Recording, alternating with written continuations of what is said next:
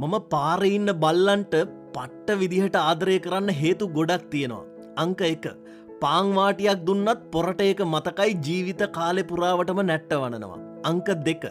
වැඩි කැටයන් නෑ, පොස් නෑ, ඉන්න තැනක් නෑ, මිනිස්සුන්ගේ ආදරෙත් නෑ, ඒත් කට්ට කාගෙන ඉන්නවා. අංක 3.